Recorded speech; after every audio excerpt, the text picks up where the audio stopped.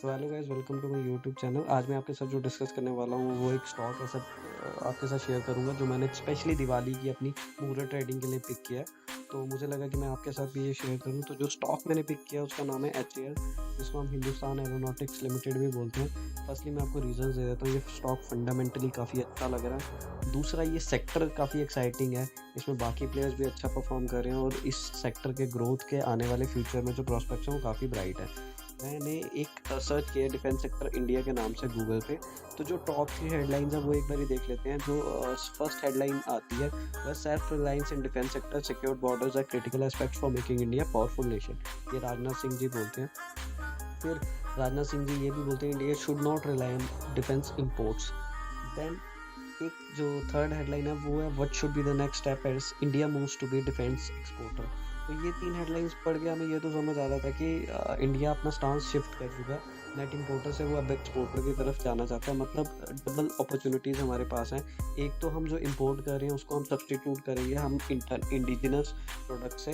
दूसरा, हम इसलिए बाहर इसको एक्सपोर्ट करने का भी पोटेंशियल देख रहे हैं। अब इस सब चीज़ों का फ़ायदा किसको होगा?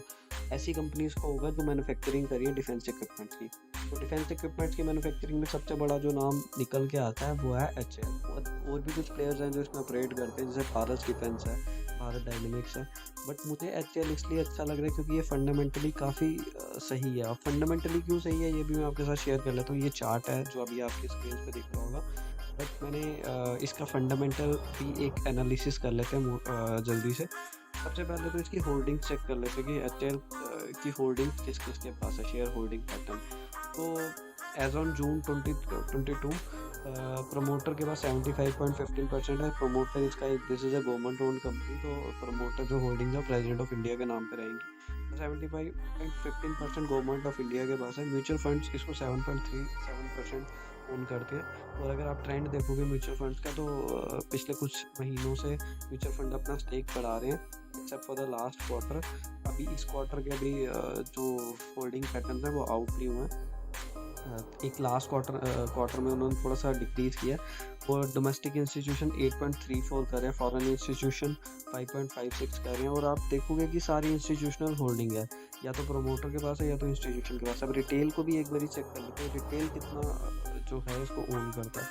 रिटेल को अगर आप चेक करोगे तो रिटेल ओन्स 2.61% ओनली। ये इस स्टॉक को कैसे मदद करता है फंडामेंटली वो भी समझ लीजिए। अब जैसे रिटेल कौन से इन्वेस्टर्स होते हैं? रिटेल होते हैं आपके मेरे जैसे छोटे इन्वेस्टर्स।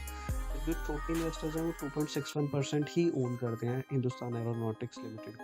तो सपोज कल को ये कंपनी बहुत अच्छा परफॉर्म करती है, मार्केट में इसकी डिमांड ज़्यादा आएगी। अब जो मार्केट में लिक्विडिटी लाते हैं अल्टीमेटली वो रिटेल ट्रेडर्स ही लेके आते हैं, क्योंकि वो दिन में रोज़ खरीद के बेचते हैं। जो इंस्टीट्यूशनल होल्डिंग होती है वो विद टाइम, मतलब काफ़ी टाइम, कुछ टाइम होल्ड करके ही बेचते हैं, तो वो कभी भी लिक्विडिटी नहीं लाते। जब लिक्विडिटी कम है किसी भी स्टॉक की और वो स्टॉक परफॉर्म अच्छा कर रहा है और उसकी डिमांड अगर ज़्यादा होगी तो सबसे उसका स्टॉक प्राइस जो है वो काफ़ी ज़्यादा इन्फ्लेट होगा। तो आपको इस एंगल से भी इसको देखना पड़ेगा कि होल्डिंग पैटर्न कैसे देखें तो आपके स्टॉक को अप्रिसिएशन में। अब इसके फाइनेंशियल्स को एक बार चेक कर लेते हैं। इसके फाइनेंशियल्स को अगर मैं चेक करूँ तो लास्ट 3 ईयर्स के फाइनेंशियल्स आपके सामने हैं। तो 2020 में इसने 21,867 करोड़ का टोटल सेल्स की थी। 2021 में 23,000 थी, 2022 में 25,000 थी। तो आप देख रहे हो कंटिन्यूसली इसकी सेल्स जो है इंक्रीज हो रही है। और अभी रिसेंटली मैं एक आर्टिकल पढ़ रहा था उसमें बता रहे थे कि इसके पास पेंडिंग ऑर्डर बुक काफ़ी ज़्यादा है और आगे आने वाले टाइम में इनके पास गवर्नमेंट, क्योंकि गवर्नमेंट प्रेफर करती है कि गवर्नमेंट कंपनी कुछ इक्विपमेंट्स हैं जिसमें वो गवर्नमेंट कंपनीज को ही प्रेफर करते हैं, क्योंकि प्राइवेट कंपनीज में टेक्नोलॉजी ट्रांसफ़र या डेटा लीकेज के चांसेस बहुत ज़्यादा रहते हैं। तो कुछ इक्विपमेंट्स हैं जिसमें अभी भी गवर्नमेंट सेक्टर का काफ़ी कंट्रोल रहता है और ये कुछ एक ऐसा सेक्टर है जिसमें इंफॉर्मेशन बहुत ही ज़्यादा इम्पोर्टेंट है। तो अगर आप इसका फाइनेंशियल देख रहे हैं, सेल्स तो हम देख रहे हैं कंटिन्यूसली ये ग्रो कर रहा है। अब अर्निंग पर शेयर भी अगर आप देखो तो 2020 से 2022 के बीच में ऑलमोस्ट इसने डबल मतलब इनकम जनरेट की है। मतलब फंडामेंटली तो ये अच्छा लगा। अब इसके चार्ट पे हम चलते हैं। चार्ट पे अगर आप देखो तो मैं इसको फर्स्टली एक मंथली कैंडलस्टिक्स पे देख लेते हैं। मंथली पे कुछ सिग्निफिकेंट इस पे एनालिसिस आ नहीं रहा, तो वीकली पे देख लेते हैं। वीकली पे अगर आप देखो तो 22,050 के लेवल पे इसने 4 वीक टाइम स्पेंड किया और उसके बाद ब्रेकआउट दिया। वो ब्रेकआउट के बाद इसने 2638 रुपीज़ पे एक बड़ी रिजेक्शन लिया। तब से ये उसी रेंज में ट्रेड कर रहा है।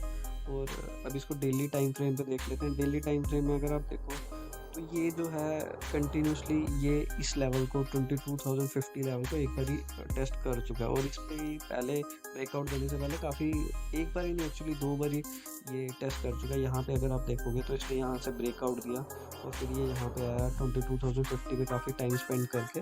फिर इसने फिर अपनी अपवर्ड जर्नी स्टार्ट करी और फिर यहाँ से रिजेक्शन लगी, फिर से 2250 पे आके इसने 2250 टेस्ट किया। देन इसने हायर हाई नहीं बनाया और फिर यहाँ से फिर से रिजेक्शन लेके अब ये फिर से अपनी जर्नी नीचे कर रहा है। अब ये स्टॉक मैंने पिक तो कर लिया, लेकिन अभी ये आपको परचेज करना नहीं है, ये आप अपनी वॉच लिस्ट में रखो। इस 2 इंपॉर्टेंट लेवल्स में आपके साथ शेयर कर लेता हूँ जो जहाँ पे आपको थोड़ा सा एक्टिव होना पड़ेगा स्टॉक की परचेजिंग में। एक इम्पॉर्टेंट लेवल है ये 22,045 से 22,216, 2238 से 2216। तो 2250 एक बहुत इंपॉर्टेंट लेवल है। अगर यहाँ पे आके इस लेवल पे आके अगर तो बड़ी रेड कैंडल्स बन गई और ये इसको ब्रेक करा तो आप इसको इग्नोर कर दीजिए, फिर हमें इसको लेना नहीं, फिर काफ़ी नीचे 22,000 तक रुपीज़ तक ये आ सकता है, गिर सकता है।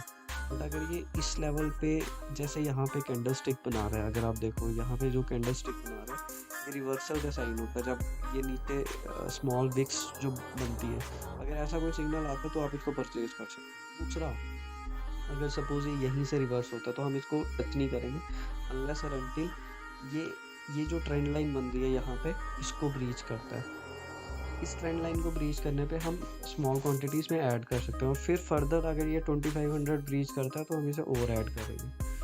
और ये 2 इम्पॉर्टेंट लेवल पे ही हम परचेज़ करेंगे क्योंकि यहाँ पे स्टॉप लॉसेस जो हमारे रहेंगे वो थोड़े रहेंगे, प्रोबेबिलिटीज़ हमारे फेवर में रहेंगी और रिस्क रिवॉर्ड भी हमारे फेवर में रहेगा। तो एचटीएल अपने स्टॉक पोर्टफोलियो में रखिए, वॉच लिस्ट में रखिए